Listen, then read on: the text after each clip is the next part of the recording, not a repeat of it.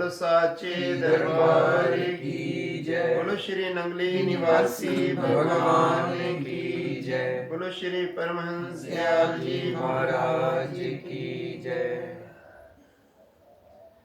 अवतार दो प्रकार के होते हैं, एक नित्य अवतार और एक निमित्त अवतार। जैसे नरसिंह का रूप धारण करके आए, प्रहलाद की रक्षा करने के लिए भगवान ने नरसिंह रूप धारण किया, वो निमित्त अवतार था। भक्त की रक्षा करने के लिए कोई भी रूप धारण करके भगवान आ जाए, वो निमित्त अवतार होता है, उसी के निमित्त आए।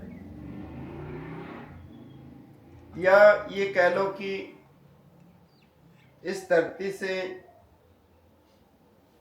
धरती को राक्षसों से मुक्त करने के लिए भगवान राम के रूप में उस निमित्त आए कि धरती को राक्षसों से मुक्त करना है।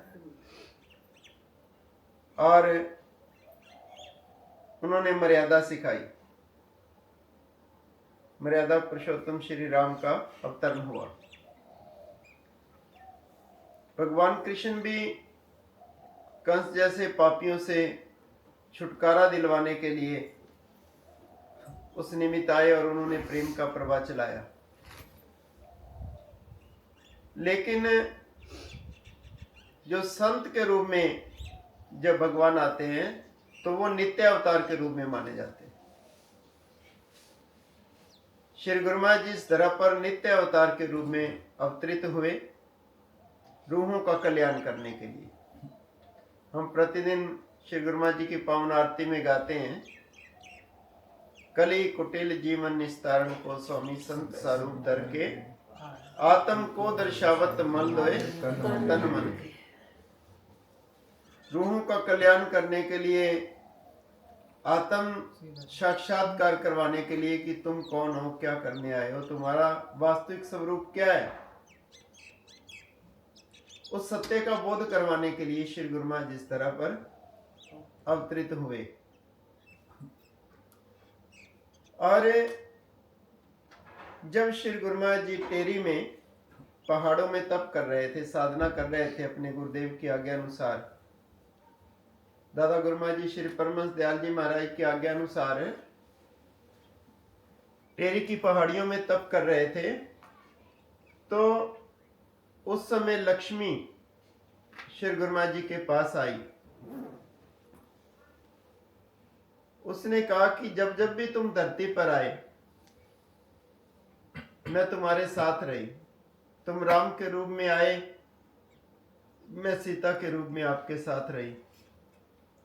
आप कृष्ण के रूप में आए, मैं राधा के रूप में आपके साथ रही। लेकिन इस बार तुमने मुझे अकेला क्यों छोड़ दिया? तो श्री गुरु महाराज जी ने कहा कि मैं इस बार रूहों का कल्याण करने के लिए आया, मैं तुम्हें साथ नहीं रख सकता। माया साथ रहेगी तो मैं उन रूहों का कल्याण नहीं कर पाऊंगा, इसलिए इस बार तुम अपने स्थान पर रहो। और इतना कहकर श्री गुरु महाराज जी साधना में लीन हो गए। और श्री गुरु महाराज जी ने जब आंख खोली तो सामने राख की ढेरी थी। उसने भी प्रण कर लिया कि मैं आपके बिना नहीं रह सकती। और श्री गुरु महाराज जी ने जब वो राख की ढेरी को देखा तो वहां से एक चुटकी राख लेकर के उन्होंने अपनी बाईं नासिका पर लगा ली, जो तिल का रूप बन गया। जब कभी भी श्री गुरु महाराज जी अपनी मौज में होते थे, उन्होंने अपनी कोई माया दिखानी होती थी, तो उस तिल को थोड़ा सा खुरे देते थे और ऐसी ऐसी लीला होती थी, किसी के पास से गुजर गया तो उसे पता ही नहीं चलता था। कभी किसी ने कहा कि महाराज जी खजाने में पैसे नहीं है। गुरु महाराज जी कहते चिंता मत करो, मेरा पलंग बार बिछाओ। अब पलंग बार बिछाया है तो चादर के नीचे नोटों के ढेर लगे हुए। ऐसी अनेकानेक लीलाएं होती थी। हालांकि ये रहस्य श्री गुरु महाराज जी ने बताया नहीं किसी को, बहुत पूछने पर भी वो टाल देते थे। तो स्वामी अनमोल प्रेमानंद जी महाराज वो बड़े इस बात को जानने की जिज्ञासा रखते थे कि गुरु महाराज जी आपके तिल का क्या रहस्य है। आपके बचपन का मैंने वो देखा है, कोई स्वरूप देखा है, मैंने ऐसा सुना है बुजुर्गों से कि आपके नासिका पर पहले तिल नहीं था। इस तिल का क्या रहस्य है? आप इसको खुरेदते और ऐसा ऐसा ऐसी व्यवस्थाएं हो जाती हैं, रिद्धियां सिद्धियां करके सेवा करने लगती हैं। कहीं जंगल के अंदर जा रहे हैं तो जंगल में कहीं सत्संग के लिए बैठ गए, किसी के मन में भाव आया कि कल से कुछ खाया नहीं, तो वहां रिद्धियां सिद्धियां मटके लेकर के आ गई, मक्खन और दही और भोजन की व्यवस्था फटाफट हो गई। ये सब कैसे हो जाता है?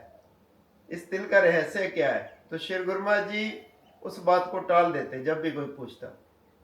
तो एक दिन उसी उत्सुकता में स्वामी अनमोल प्रेमानंद जी महाराज ध्यान पे बैठ गए। ध्यान पे बैठे तो उन्होंने ये सब दृश्य देखा जो श्री गुरु महाराज जी के पावन जीवन चरित्र में वर्णित है, जो मैंने सुनाया अभी। तो ये उस तिल का रहस्य बताया गया। वो सारा दृश्य स्वामी अनमोल प्रेमानंद जी ने समाधि अवस्था में देखा और फिर श्री गुरु महाराज जी से प्रार्थना की कि मैंने ऐसा ऐसा देखा, क्या सत्य है? तो श्री गुरु महाराज जी ने कहा तू रोज तो पूछता था, तेरी जिज्ञासा पूरी करने के लिए ही तेरे को ये दिखाया है, बताया है। तो श्री गुरु महाराज जी साक्षात भगवान का अवतार इस तरह पर अवतरित हुए। तो वो नित्य अवतार के रूप में आज भी हर भक्त की जिज्ञासा को पूरा करते हैं, बशर्ते जीव का भाव सच्चा हो। जो सच्चे भाव से संसार में विचरण करता है तो गुरु महाराज जी उसकी भावनाओं को पूर्ण करते हैं। और भावनाओं को पूर्ण इसलिए करते हैं कि इनकी भक्ति बनी रहे, क्योंकि कलयुग है ना, इसमें व्यक्ति निराश जल्दी हो जाता है, मुझे तो ये नहीं मिला, मुझे ये नहीं मिला।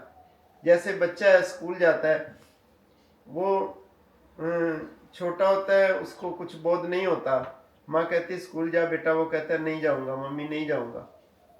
तो माँ कहती लो बेटा चॉकलेट ले लो, स्कूल चले जाओ, लो बेटा टॉफी ले लो, स्कूल चले जाओ, लो बेटा $10 ले जाओ, चले जाओ।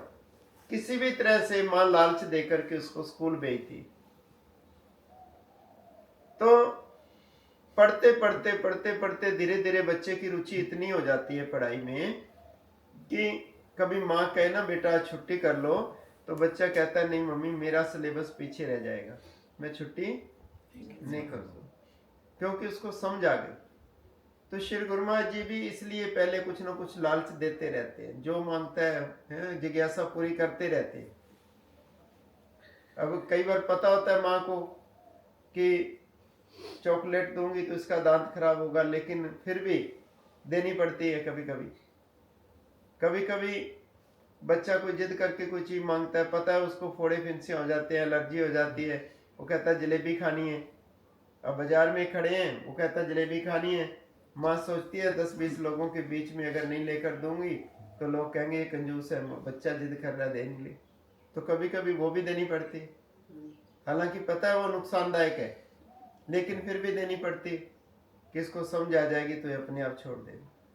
उसी भांति गुरु महाराज जी हमें दुनिया की दात दौलत रहमत लुटाते रहते हैं, पर धीरे धीरे जो भक्ति में परिपक्वता आती है, जैसे बच्चा जब समझ जाता है पढ़ाई के महत्व को, तो जब उसी तरह भक्त भी जब भक्ति के महत्व को समझ जाता है, फिर उससे लगता है कि इस संसार के नश्वर पदार्थ ये किसी काम के नहीं है, मैं व्यर्थ ही नहीं कोई मांगता रहा, अरे मुझे तो भगवान से भक्ति ही मांगनी चाहिए।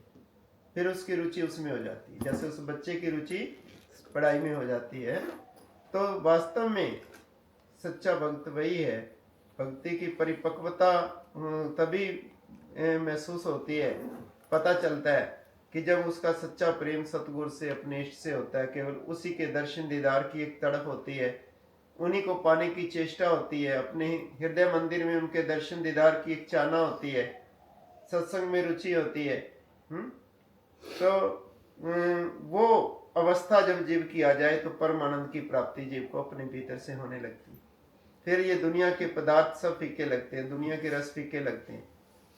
तो जब तक जीव इन इंद्रिय रसों में रहता है, बारी रस है, कुछ खाने की चेष्टा, कुछ देखने की, कुछ बोलने की, ये सब चेष्टाएं जब हृदय में बनी रहती हैं और अपने मन पर भी संयम नहीं कर पाता, तब तक वो उस सुख से वंचित रहता है। और जब इन चीजों से उपराम होता चला जाता है तो अपने अंदर से परम आनंद की प्राप्ति होती है। इसलिए प्रयास करना चाहिए कि हम जो नित्य अवतार के रूप में हमारे गुरु महाराज जी इस दुनिया में हमारा कल्याण करने के लिए, रूहों का कल्याण करने के लिए आए। और देखो उन्होंने कितनी मेहनत की हमारा कल्याण करने के लिए, कितना कठोर तप किया। टेरी के जंगलों में, पहाड़ियों में कई कई दिन तक भूखे प्यासे बैठ के तप करते। और फिर गुरुदेव की आज्ञा अनुसार आगरा में 13 वर्ष तक कितनी कठोर साधना की। नीम के पत्ते तोड़ करके उबाल करके पी लेते, कभी मौज होती तो। ऐसा कठोर तप, कैसी साधना। जैसे पिता अपने बच्चों के पालन पोषण के लिए बड़ी मेहनत करता है, उनको कुछ बनाने के लिए, उसी प्रकार श्री गुरु महाराज जी ने भी हमें वो भक्ति की दात प्रदान करने के लिए इतना कठोर तप किया। हमारे गुरुजनों ने, हमारे महापुरुषों ने कितना त्याग और तपस्या की। किसके लिए? हम सब के लिए।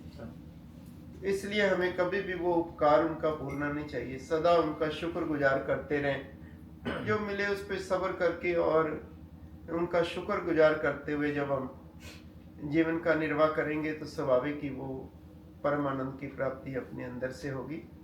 तो प्रयास करें, हृदय से गुरु महाराज जी के चरणों में जुड़े रहें।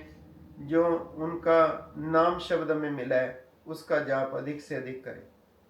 नाम की संपत्ति सच्ची संपत्ति है, वो सदा सदा साथ देने वाली, सदा साथ रहने वाली है, जन्म जन्मांतरों तक साथ रहने वाली। कहते ने कि नाम हरि दा संग जांदा, जर दौलत इत्थे रह जांदी। पापां दी कुड़ कमाई जो बंदे नूं लेके बह जांदी। गलदे ने सैकड़ों कबरां विच, शमशान हजारां जलदे ने, एक ओही अमर कहा जांदा, जिंदी मर के भी हस्ती रह जांदी। एक नाम हरि दा संग जांदा, जर दौलत इत्थे रह जांदी। तो सच्चा धन नाम का धन है। दुनिया में विचरण करो, दुनिया का काम धंधा करो जीवन के निर्वाह के लिए, परंतु सतगुरु को कभी ना भूलो, उनके नाम को कभी ना भूलो, उसको प्राथमिकता दो। वो एक इम्पोर्टेंट सब्जेक्ट है। कभी खाना चाहे छूट जाए, सोना चाहे छूट जाए, लेकिन मालिक की बंदगी का नियम ना टूटे। तो उसको भी अपने जीवन का एक हिस्सा बना लो। अगर उसको जीवन का हिस्सा बना लोगे तो आपका मानव जीवन पाना सार्थक हो जाएगा। नहीं तो समय तो व्यतीत होता चला जा रहा है, कौन सा श्वास आखिरी श्वास हो जाए कुछ पता नहीं। तो जीवन के रहते आप उस परम धन का संग्रह करने का प्रयास करें। मानव जीवन पाना सार्थक हो, आनंद में हो, सुख में हो। इन्हीं शुभकामनाओं के साथ बोलो जयकारा। बोल मेरे श्री गुरु महाराज की जय।